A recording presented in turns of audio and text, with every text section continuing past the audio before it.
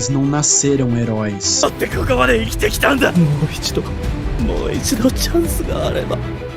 Eles foram forjados.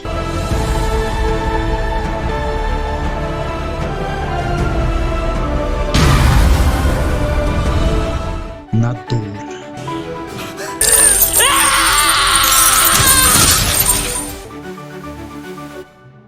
San Jin-woo e Aya no Koji não lutam apenas contra inimigos, eles lutam contra sua própria escuridão.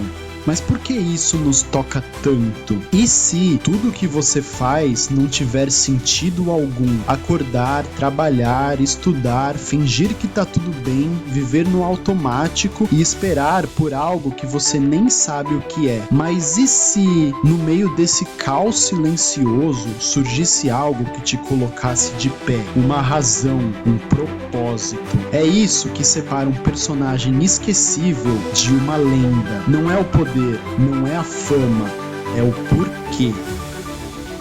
Nesse vídeo a gente vai explorar as histórias mais intensas de personagens que ascendem, e não porque são fortes, mas porque foram quebrados. E porque, como você e eu, eles estavam só tentando encontrar um motivo para continuar. A luta pelo propósito começa agora. Por que amamos a jornada do herói? San Jin-woo era conhecido como o pior caçador do mundo, fraco, humilhado, esquecido, e mesmo assim se tornou um deus. Mas Jin-woo não é o único. Em animes, mangás e manhwas, esse tipo de protagonista se repete, fracos, quebrados, até mesmo patéticos, mas que sobem, evoluem e se tornam imparáveis.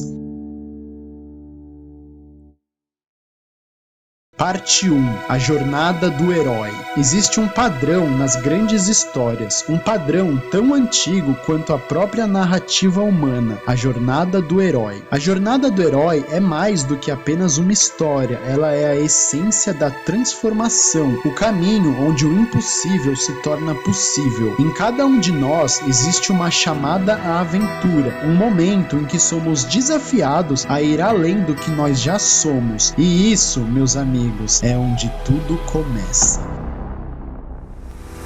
Imagina isso, um protagonista comum, um mundo familiar, rotineiro, quase entediante, mas no fundo do peito ele sente, falta algo. E aí, o chamado para a aventura chega como um soco na alma. Com San Jin-woo, o inferno se abre em forma de uma masmorra dupla, um lugar que não deveria existir, um lugar onde a morte é garantida. Mas ali, no momento mais desesperador, ele desperta o sistema.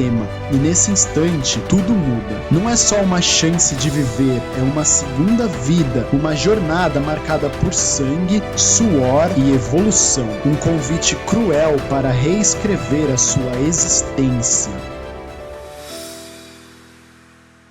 E no caso do Eren, o mundo desaba, literalmente. Titãs atravessam as muralhas como se fossem de papel, e bem diante dos seus olhos, sua mãe é devorada. Não há compaixão, não há aviso, apenas dor.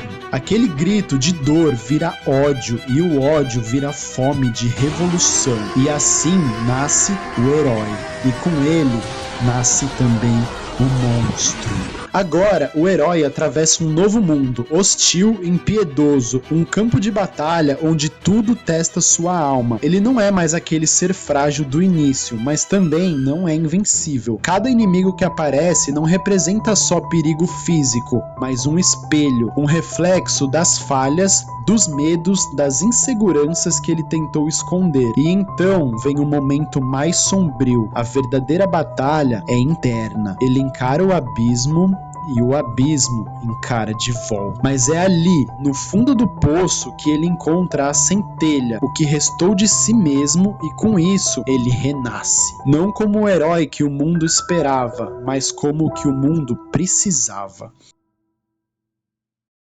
Quando o herói retorna, ele não é mais o mesmo. Aquele humano comum ficou para trás. Ele volta com cicatrizes, com sabedoria, com o poder de mudar tudo ao seu redor. Mas acima de tudo, ele carrega o propósito. E como todo verdadeiro herói, ele volta para casa. Mas não para se gabar, não para se exibir, mas para compartilhar o Elixir, o presente que só aqueles que tocaram o fundo conseguem trazer: transformação. Essas histórias nos tocam porque, no fundo, a gente já passou por algo assim. Não com titãs ou sistemas mágicos, mas com a dor de ser ignorado, a frustração de não ser suficiente, o vazio de tentar e falhar. Do chamado à aventura, passando pela queda, pelo desafio quase mortal, até a ascensão que rasga o céu. Mas o protagonista quebrado vai além. Ele não é apenas um herói, ele é um sobrevivente, um rejeitado. E quando ele se ergue, não é para salvar o mundo, é para provar que merece existir.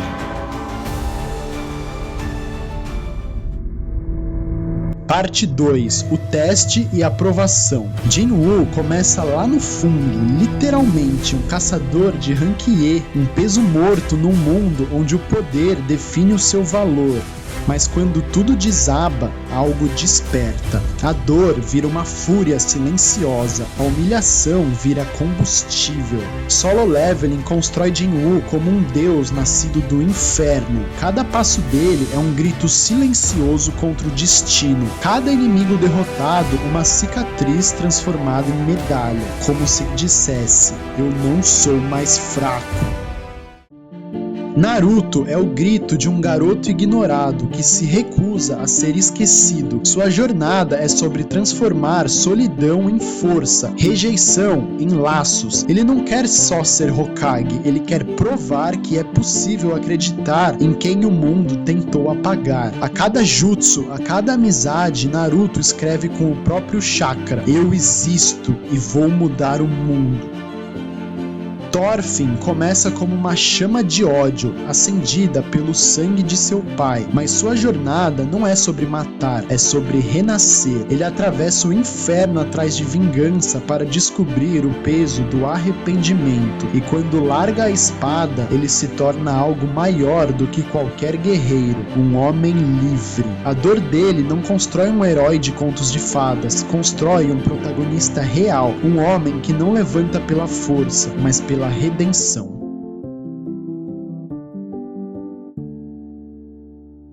Parte 3. Outros protagonistas quebrados. San Jin-Woo é só um entre muitos e talvez nem seja o mais quebrado. Alguns heróis começam do nada, outros escondem tudo, mas todos compartilham algo essencial, um potencial adormecido que, quando desperta, muda tudo. Não só o mundo ao seu redor, mas o mundo dentro deles. Ban, no início da jornada, é só pureza, um garoto criado na escuridão, até que uma única luz entra na sua vida, Rachel. E quando essa luz se apaga, ele não desaba, ele acende. Mas o que torna Ban fascinante não é o poder que ele conquista, é a forma como ele sobrevive à mentira, à manipulação e à dor. Cada andar da torre é um espelho, não só físico, psicológico. Ele começa ingênuo e termina frio, calculista e ainda assim humano. O verdadeiro poder de Ban está em continuar evoluindo, mesmo quando tudo que o movia foi destruído. Aya no Koji, o fantasma que joga xadrez com o mundo. Aya no Koji é o oposto completo. Ele não precisa crescer, ele já tem tudo: força, estratégia, frieza. Mas ele escolhe o anonimato, porque ele sabe que o jogo real nunca acontece na arena, acontece na mente dos jogadores. Cada movimento dele é preciso, cirúrgico, mortal. Ele não derrota seus inimigos com força, ele os desmonta como peças em um tabuleiro. Mas o que realmente nos prende a ele é o vazio. O menino do quarto branco criado entre monstros, tentando entender o que significa ser humano. Torcemos por ele? Tememos ele? Ou apenas nos vemos nele?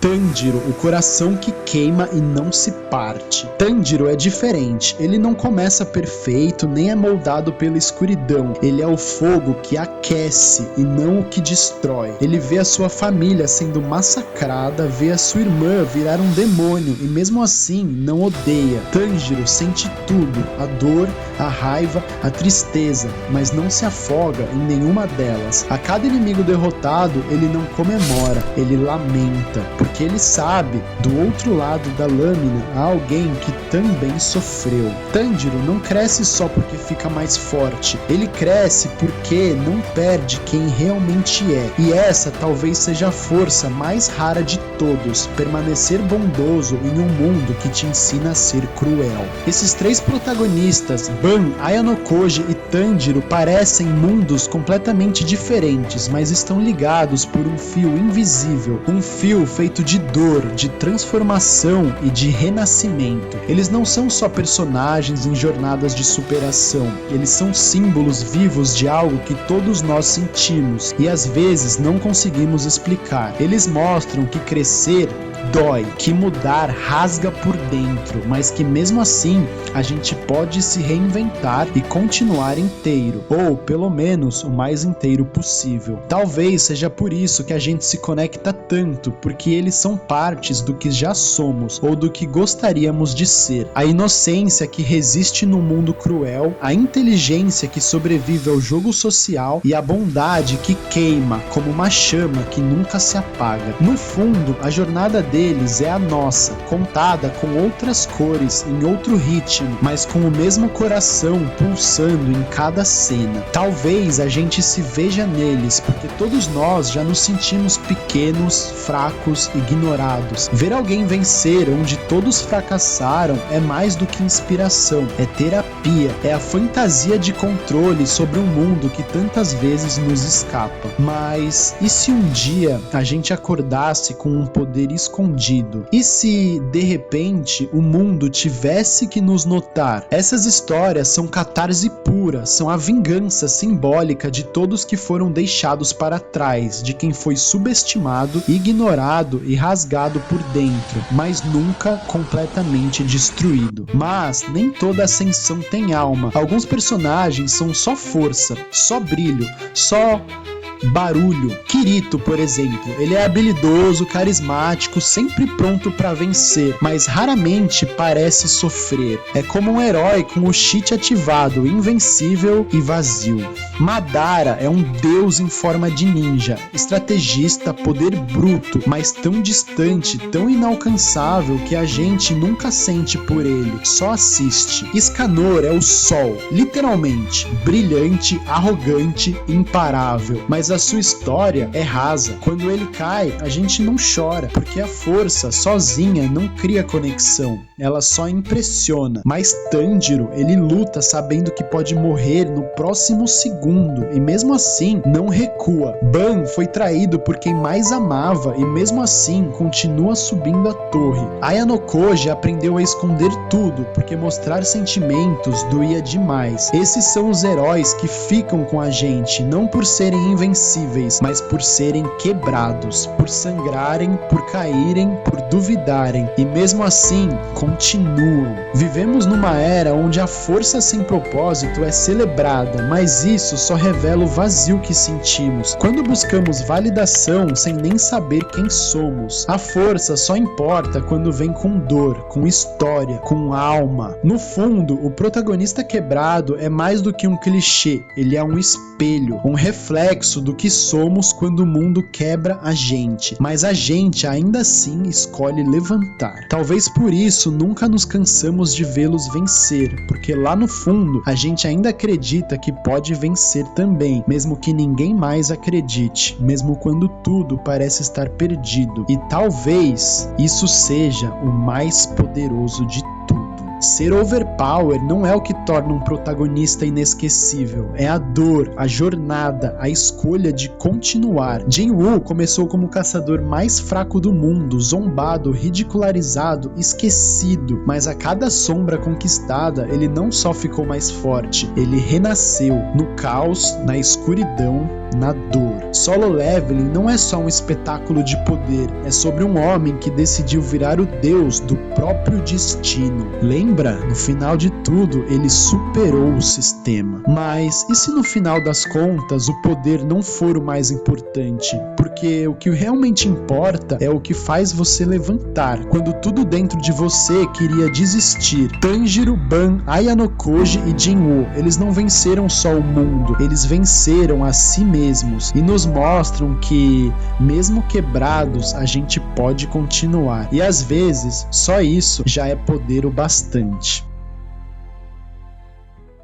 Se você gostou dessa reflexão e quer mergulhar ainda mais fundo na jornada de um dos protagonistas mais marcantes da história, assiste agora ao vídeo completo sobre Solo Leveling. Você não vai querer perder a transformação completa de Jin-Woo. Agora, a pergunta que fica é: qual vai ser a sua jornada?